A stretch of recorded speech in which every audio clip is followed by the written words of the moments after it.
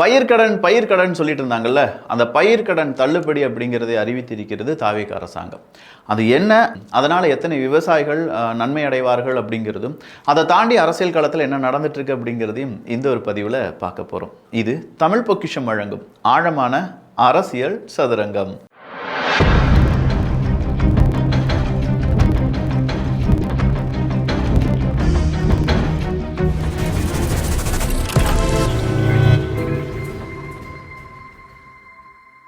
ரூபாய் 75,000 வரை பயிர்க்கடன் பெற்ற விவசாயிகளுக்கு 100% கடன் தள்ளுபடி. பயிர்க்கடன் தள்ளுபடியால் சுமார் 14,43,504 விவசாயிகள் பயனடைவர். முதல்வர் விஜய் அதிரடி அறிவிப்பு. முதலில் 50,000 வரை கடன் தள்ளுபடி என அறிவித்திருந்த நிலையில் 75,000 ரூபாயாக உயர்வு. இதிலிருந்து ஒரு செய்தியை நம்மளால் பார்க்க முடியுது. நான் சொல்கிறது தான் கரெக்டு, நான் சொல்கிறத மட்டும்தான் நீங்கள் கேட்டாக வேண்டும், அதை எதிர்த்து எவனும் பேசக்கூடாது அப்படிங்கிற அரசாங்கம் இது கிடையாதுங்கிறது மட்டும்தான். இது நான் சொல்லும்போது முட்டு கொடுக்குற மாதிரி இருக்கும், பட் ரியாலிட்டியை நீங்கள் புரிந்து கொள்வீர்கள் அப்படின்னு நான் நம்புகிறேன். ஏன்னா பயிர்க்கடன் நீங்கள் செஞ்சது தப்பு முதல்வர் அவர்களே. நீங்கள் என்ன சொன்னீங்க, 5 ஏக்கருக்கு மேலே அப்படின்னு சொல்லி ஏக்கர் வைஸாக தான் பிரிச்சிருந்தீங்க, கேஷ் வைஸாக பிரிக்கவே இல்லை. அதன் பிறகு திடீர்னு ஒரு அறிவிப்பு வந்துச்சு, 50,000 ரூபாய் வரை சிறு குறு அப்படின்னு சொல்லிட்டு அதுலேயும் ஒரு டிவைட் அப்படிங்கிறதெல்லாம் போட்டிருந்தீங்க. இதனால் மக்கள் அங்கே இருக்கக்கூடிய விவசாயிகளுக்கு பெரிய அளவில் பாதிப்பு அப்படின்னு சொல்லி விவசாயிகளுடைய ஏகப்பட்ட அமைப்புகள் போராட்டத்தை அறிவித்தார்கள். நிறைய பேர் போராடவும் செய்தார்கள், நிறைய பேர் கேள்விகளை கேட்டோம். சோஷியல் மீடியாலே இது பெரிய டிபேட்டாக மாறிச்சு. ஸோ அந்த டிபேட்டெல்லாம் தாண்டி, ஓகே நீங்கள் இப்படி குரல் கொடுக்குறீங்களா, அதை நாங்கள் கேட்குறோம், நாங்கள் செஞ்சதில் ஒரு தவறு இருக்கும், அதை சரி பண்ணுறோம் அப்படின்னு சொல்லி கொஞ்சமாவது மக்களுக்காக யோசிச்சிருக்காங்க அப்படின்னா இதை நம்ம சொல்லலாம். இதில் 5,22,831 குறு விவசாயிகள் பயிர்க்கடன் முற்றிலும் தள்ளுபடியாகும். அதாவது இந்த 75,000 ரூபாய் இருக்குது பார்த்தீங்களா, இது முற்றிலும் தள்ளுபடி ஆகிறதுனால இந்த குறு விவசாயிகள் இருக்காங்களா, அவங்களில் 5,22,000 பேர் பயனடைவார்கள். 94,729 சிறு விவசாயிகள் பயிர்க்கடன் முற்றிலும் தள்ளுபடி செய்யப்படும். 4,753 பெரு விவசாயிகளுக்கான பயிர்க்கடன் முற்றிலும் தள்ளுபடி செய்யப்படும். இது தவிர 75,000க்கு மேல் கடன் பெற்ற விவசாயிகளுக்கு 35,000 வரை தள்ளுபடி என்று அரசு அறிவித்துள்ளது. தற்போதைய இக்கட்டான நிதி நிலைமை, நிதி ஆதாரங்களை மீறியும் முதல்வர் விஜய் அவர்களின் தலைமையிலான அரசின் இந்த நடவடிக்கை விவசாய பெருமக்களுக்கான அரசாக தொடர்ந்து செயல்படும் என்று நம்புகிறோம். இது ரொம்ப ரொம்ப இம்பார்ட்டண்ட்டானது. ஏன்னா நிதி நிலைமை இன்னைக்கு, அதாவது இந்த வீடியோ நீங்கள் காலையில் பார்ப்பீங்களோ, இப்போ நைட்டு உங்களுக்கு எல்லாருக்கும் தெரிஞ்சிருக்கும், வெள்ளை அறிக்கை அப்படிங்கிறத நிதியமைச்சர் நம்ம மரிய வில்சன் அவர்கள் கொடுக்க போகிறார் அப்படின்னு. ஸோ அதை பற்றியான டிபேட் அப்படிங்கிறத இப்போ எல்லாருமே டிஸ்கஸ் பண்ண ஆரம்பிச்சிருப்பாங்க. நம்ம சேனல் அது ஈவினிங் தான் வரும். ஒரு ட்ராவல் நாளைக்கு காலையில் மறுபடியும் ஸ்டுடியோக்கு வந்துடுவேன். வந்தோடனே அந்த வீடியோவை நான் உங்களுக்கு பதிவு பண்ணுறேன். ஈவினிங்குள்ளே வந்துடுன்னு வச்சுக்கோங்களேன். அந்த நேரத்தில் இந்த மாதிரியான விஷயங்கள் 75,000 ரூபாய்க்கான அந்த பயிர்க்கடன் தள்ளுபடி அப்படிங்கிறதுலாம் இம்பார்ட்டண்ட்டாக பேசப்பட வேண்டியது தான். அதை செஞ்சுருக்காங்க அப்படிங்கிறதே பெரிய விஷயம். இதில் இன்னும் சில விஷயங்கள் நான் பார்க்க நேர்ந்தது. அதாவது பள்ளிகளில் மாணவர்களை தூய்மை பணியாக்கும், அதே மாதிரி நிறைய அந்த ட்ரெஸ் எடுத்துகிட்டு வாப்பா, இல்லாட்டி அதை துவைச்சிட்டு வாப்பா, இதை க்ளீன் பண்ணுப்பா அப்படின்னு சொல்லி வேலையை வாங்குவாங்க. நாமளும் வேலை செஞ்சுருக்கோம். இப்போ நான் படித்த ஸ்கூலில் வெள்ளிக்கிழமை ஸ்கூல் லீடரும் கிளாஸ் லீடரும் சேர்ந்து சாணி எடுத்துகிட்டு வந்து, தேயிலைக்காட்டில் சாணி கிடக்கும், அந்த சாணி எடுத்துகிட்டு வந்து எங்கள் தரை வந்து மொழுகணும். அப்படி மொழுகினா தான் தரை வந்து நீட்டாக இருக்கும். அதே மாதிரி ஊமத்தம்பூவெல்லாம் எடுத்துகிட்டு வந்து அந்த போர்டை வந்து கறி கரெக்டாக தேய்ச்சி வைக்கணும். ஊமத்தம்பூ கறியெல்லாம் வச்சு தேய்ச்சி விடும்.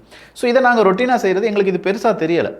இது எல்லா ஸ்கூல்லையுமே இது இருந்திருக்கும் நான் நம்புகிறேன். நான்லாம் கவர்மெண்ட் ஸ்கூலில் தான் படித்தேன். +2 இதுவரெல்லாம் கவர்மெண்ட் ஸ்கூல் தான் வச்சுக்கோங்க, காலேஜும் கவர்மெண்ட் தான். அப்போ இது எல்லாமே நம்ம செய்யும்போது இதை செஞ்சுருக்கோம்.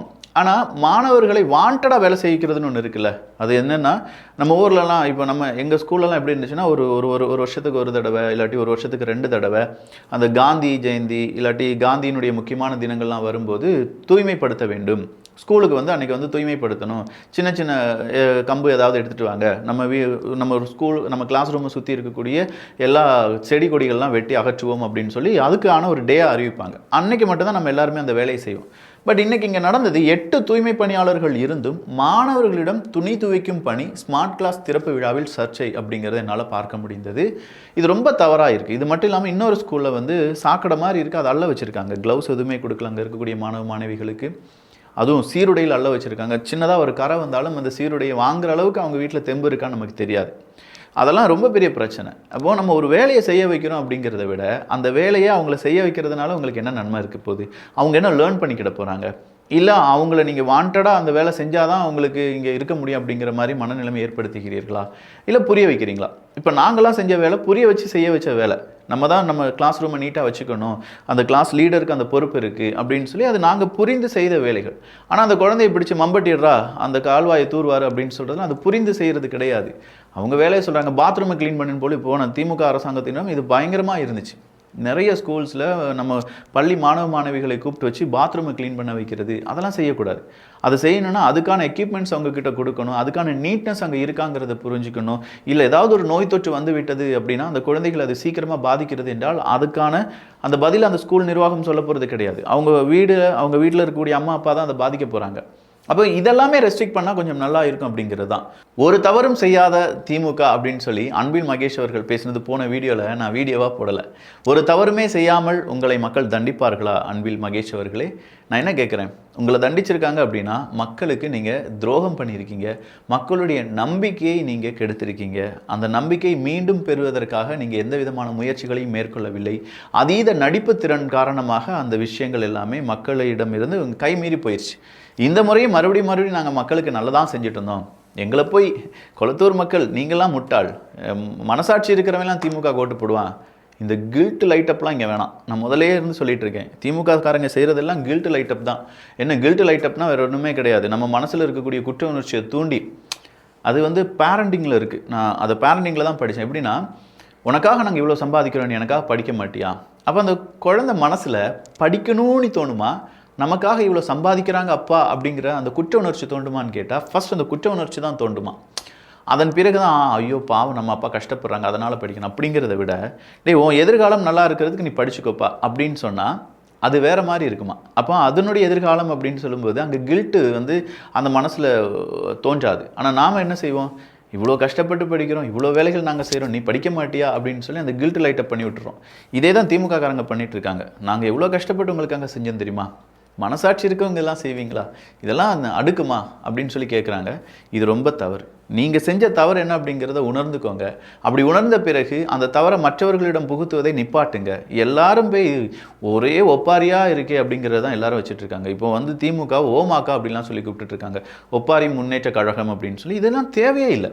எல்லா இடத்துலையுமே பார்க்க முடிகிறது. நீங்கள் மட்டும் இல்லை, அன்பில் மகேஷ் அவர்கள் மட்டும் கிடையாது, பிரியா அவர்கள் பேசுகிறாங்க, நம்ம ஸ்டாலின் அவர்கள் பேசுகிறாங்க, உதயநிதி ஸ்டாலின் அவர்கள் பேசுகிறாங்க, தாமோ அன்பரசன் அவர்கள் பேசுகிறாங்க, வைத்திலிங்கம் அவர்களுடைய வழக்கு அப்படின்னு அவர் ஒரு பக்கமாக பேசுகிறாரு, நம்ம அனிதா ராதாகிருஷ்ணன் அவர்கள் பேசுகிறாங்க. இப்படின்னு சொல்லி அடுக்கடுக்கான நபர்கள் நாங்கள் தான் தப்பு செஞ்சிட்டோம், அதாவது மக்களாகிய நாங்கள் தான் தப்பு செஞ்சிட்டோம், அவங்க எல்லாரும் ரொம்ப பக்காவாக இருந்தாங்க, 100% மக்களுக்காகவே வாழ்ந்தாங்க அப்படிங்கிற மாதிரி இருக்குது. அதெல்லாம் கிடையாது. மக்கள் ரொம்ப தெளிவாக தான் யோசித்து இந்த முடிவை எடுத்திருக்காங்க என்பது எல்லோருடைய கருத்து. அதை நீங்கள் அக்செப்ட் பண்ணி தான் ஆகணும். சகாயம் ஐஏஎஸ் அவர்களுடைய பாராட்டு, அதுவும் குறிப்பாக கனிம வளத்துக்கு எதிராக இப்போது அந்த திருடப்படுவதற்கு எதிராக தாவேக அரசாங்கம் எடுக்கக்கூடிய அந்த முடிவுகள், டிகே பிரபு அவர்களின் செயல்பாடுகள் அப்படிங்கிறது ரொம்ப பாராட்ட வேண்டியது தான். நிச்சயமாக அதெல்லாம் நம்ம பாராட்டணும். அப்படி இருந்தால் மட்டும்தான் நம்ம தமிழ்நாட்டினுடைய கனிம வளம் பாதுகாக்கப்படும் அப்படின்னு சொல்லியிருந்தாங்க. மாண்புமிகு முதல்வர் அவர்களை கிளவுன் அப்படின்னு சொல்லி தற்கொலை கழக தலைவன் என்றும் ஒருமையில் பேசும் கொச்சையாக மேடையில் பேசி வரும் திமுகவினர் மீது சட்டப்படி நடவடிக்கை எடுக்க வேண்டும் அப்படின்னு சொல்லக்கூடிய அந்த செய்தியை நான் பார்த்தேன்.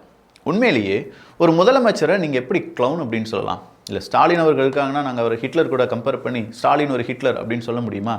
உதயநிதி ஸ்டாலின் அவர்கள் துணை முதலமைச்சராக இருந்தபோது அவர் ஒரு கிளவுன், அவர் ஒரு ஏதாவது சொல்ல முடியுமா? அப்படி சொல்லியிருந்தால் இங்கே யாராவது யூடியூப்பில் பேசிகிட்டு இருக்க முடியுமா? அப்போயே தூக்கியிருக்க மாட்டாங்க காவல்துறை அதிகாரிகள். ஆனால் இந்த ஜென்சி கூட்டம் அப்படின்னு சொல்லி ஒரு கூட்டத்தை நடத்துகிறவங்க அதில் நீ இப்படிலாம் திட்டு முதலமைச்சரை கிளவுன் அப்படின்னு சொல்லி, விஜய் மாதிரியான ஒரு கிளவுன் வந்துட்டான்னு சொல்லி போயிட்டான் அப்படின்னு சொல்லி அதை மரியாதை குறையாகவும் பேசுகிறாங்க. ஒரு முதலமைச்சர், நீங்கள் விஜய் அவர்களுக்கு மரியாதை கொடுக்க வேண்டாம், ஆனால் மக்களால் தேர்ந்தெடுக்கப்பட்ட முதல்வர் கேண்டிடேட் அப்படின்னு சொல்லக்கூடிய முதல்வருக்கு நாம் மரியாதை கொடுத்து தான் ஆக வேண்டும். அதுதான் நம்முடைய அரசியல் சாசனம். அந்த மரியாதை நீங்கள் கொடுக்கல அப்படின்னா அது தவறு, அது மிகப்பெரிய தவறு. இதை அந்த ஜென்சி பசங்களுக்கு சொல்லி புரிய வைங்க. திமுகவினுடைய நல்ல வயசான அரசியல்வாதிகள்லாம் இருப்பீங்கள்ல, ஐயா இப்படி பேசக்கூடாது, இப்படி பேசுங்க. ஏன்னா நீங்கள் காண்பித்த வழியில் தானே அவங்க பயணம் செய்து கொண்டிருக்கிறார்கள். அவங்களுக்கு புது பயணம்லாம் கிடையாது. நீங்கள் ஒரு 10 வருஷத்துக்கு 20 வருஷத்துக்கு முன்னாடி செய்த விஷயத்தை இப்போ அவங்க செஞ்சிட்ருக்காங்க, அவ்வளோதான். அப்போ நீங்கள் வழி காண்பிக்க வேண்டும். இல்லாமல் சிவாஜி கிருஷ்ணமூர்த்தி மாதிரி கொச்சையாக பேசினா தான் இங்கே இருக்கக்கூடிய ஜென்சி பசங்களை கவர முடியும்னா பலார்னு விட்டுருவாங்க ஜென்சி பசங்க. ஏன்னா நாங்கள் அந்தளவுக்கு கேவலமானவங்களா, எங்களை என்னடா நினச்சிட்டு இருக்கீங்க நீங்கள் திமுக காரங்க அப்படின்னு சொல்லி கேட்பாங்க. ஏன்னா அவர் கிளவுன்னு திட்டினாதான், ஒரு ஜோக்கர்னு திட்டினாதான் 13 ஜோக்கராக இருக்குது அப்படின்னு சொல்லிலாம் உதயநிதி ஸ்டாலின் அவர்கள் சொன்ன அதே வார்த்தையை தான் இவங்க ஃபாலோ பண்ணுறாங்க. இதே வார்த்தையை உதயநிதி ஸ்டாலின் அவர்கள் ஒரு 8-9 தினங்களுக்கு முன்னாடி பேசியிருந்தார் ஒரு மேடையில்.